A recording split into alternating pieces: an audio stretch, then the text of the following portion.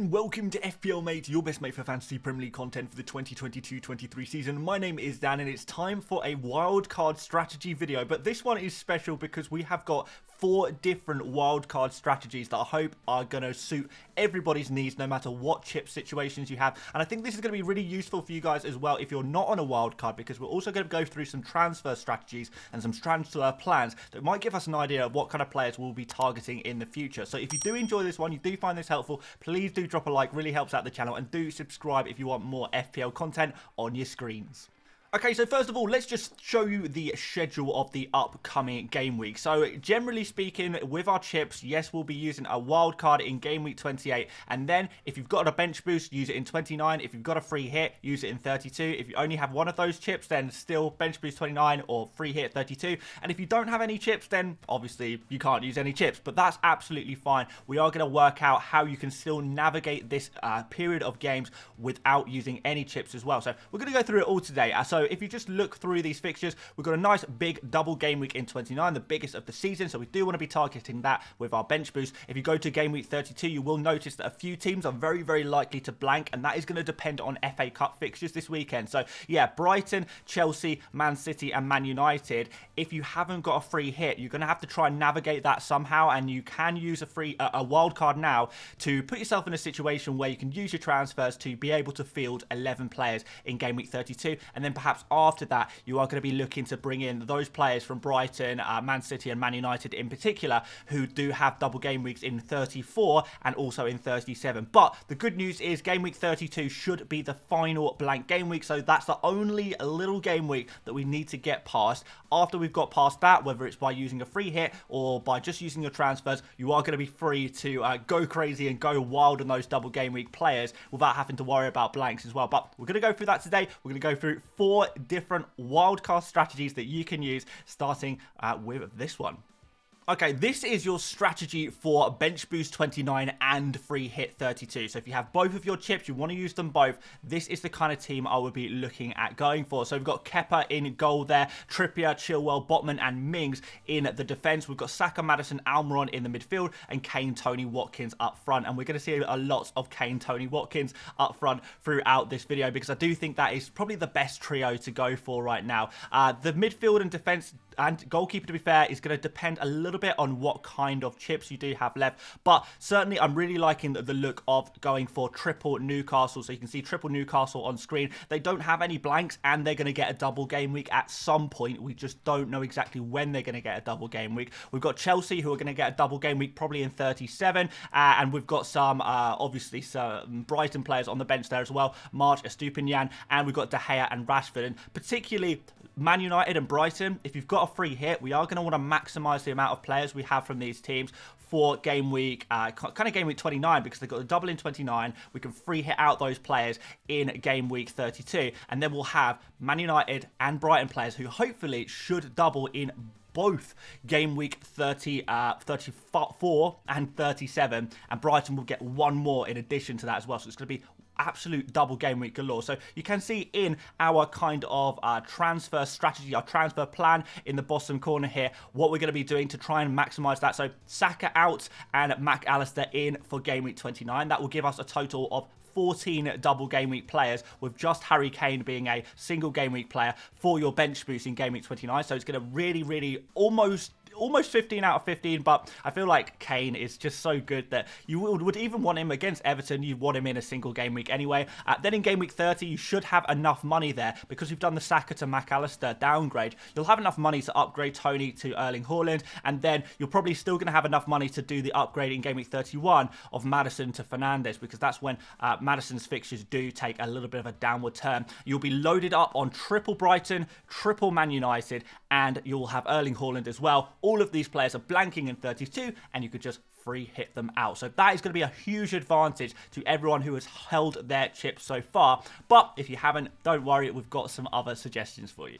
All right, a few tweaks if you only have your bench boost and you don't have a free hit. And I know that's a lot of people. A lot of people have used their free hit previously in this season, which is absolutely fine. But yeah, I would be going for something slightly differently. So first of all, I would be going for Nick Pope, because the great thing about Pope is that he does have a guaranteed fixture for every game for the rest of the season. So in game weeks like Game Week 28 or Game Week 32, where De Gea is going to be blanking, when Kepa is going to be blanking in Game Week 32 as well, most likely. So you do want to have that cover, and you do want to have Pope as well, because he has got a good chance of a double game. Well, he is going to get a double game week at some point. We just don't really know when. Probably Game Week 31. So it's nice to have that, particularly as Newcastle are going to get a double but won't blank. So that makes them a very good team to invest in. So that's why he is in there.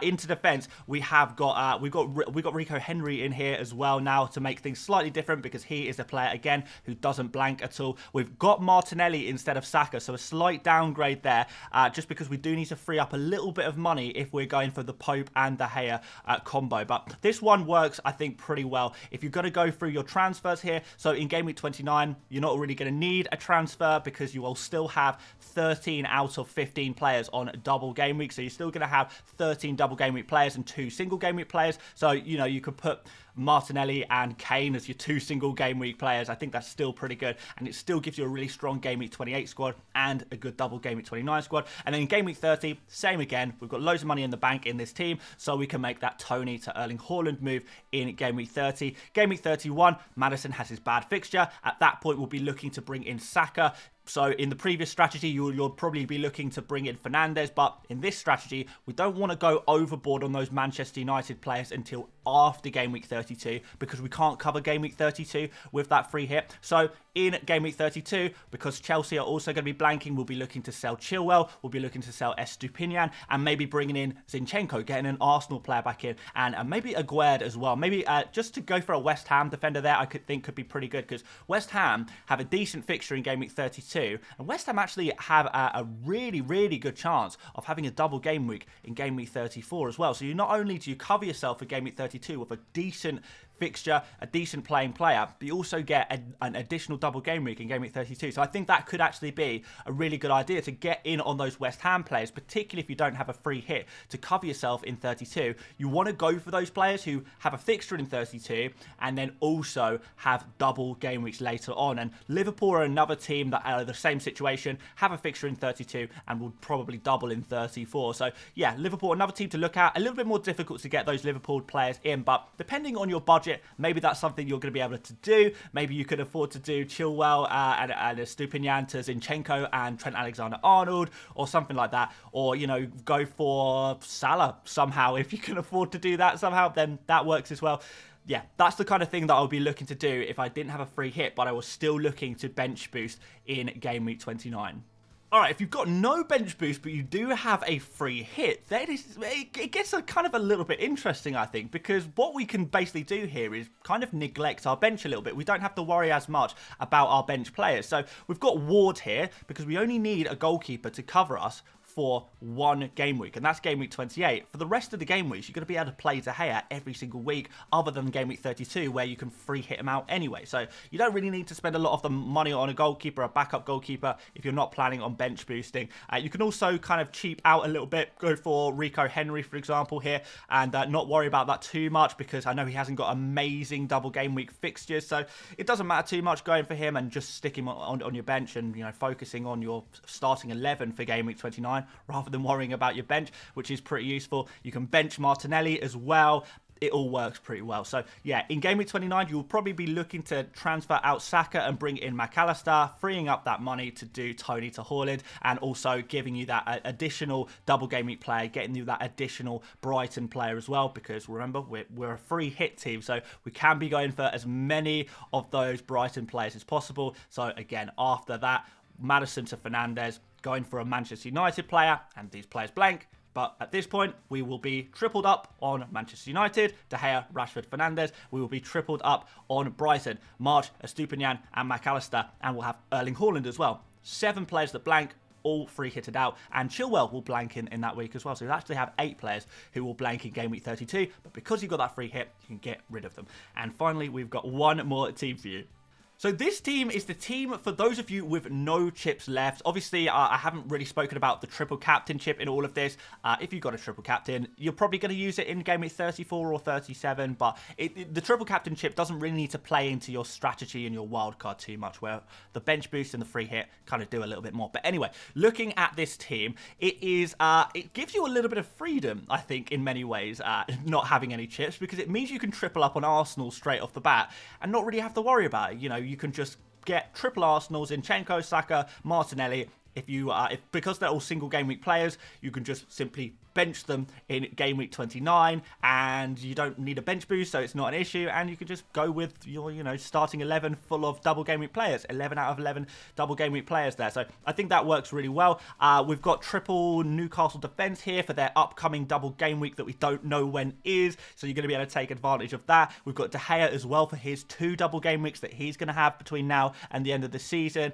We've got loads of stuff going on that is all going to work for you really quite nicely. In terms of suggested transfers, again, we do have to be quite tactical, so we don't overload on Brighton, Man City, Man United, Chelsea. So that's why you're kind of seeing no Chilwell in this team, no Kepa in this team, because we don't want to overload too much on those teams because they blank in 32, and without a free hit, you can't really cover that. So anyway, game week 29, can't really think of a transfer that you'd need to use. This strategy gives you a little bit more freedom. Game week 30, Tony out, Haaland in. Same as every strategy here.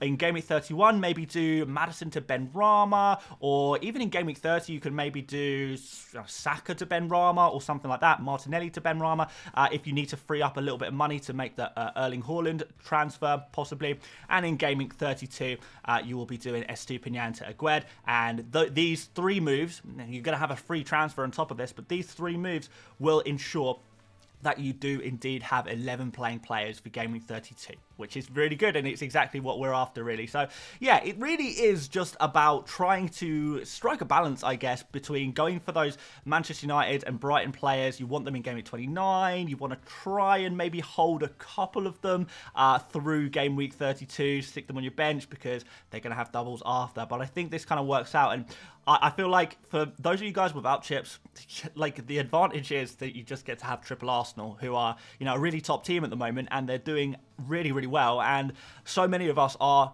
kind of panic transferring our Arsenal players out, and we're not going to have them for many game weeks for the rest of the season, even though they have good game weeks in the future, because we want to get those double game week players.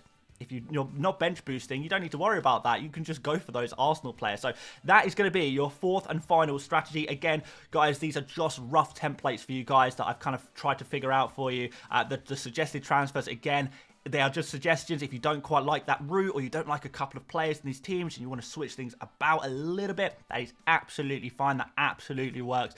These are just some rough ideas, some rough templates to just get the brain working, to get you started, and hopefully that's exactly what we've done today.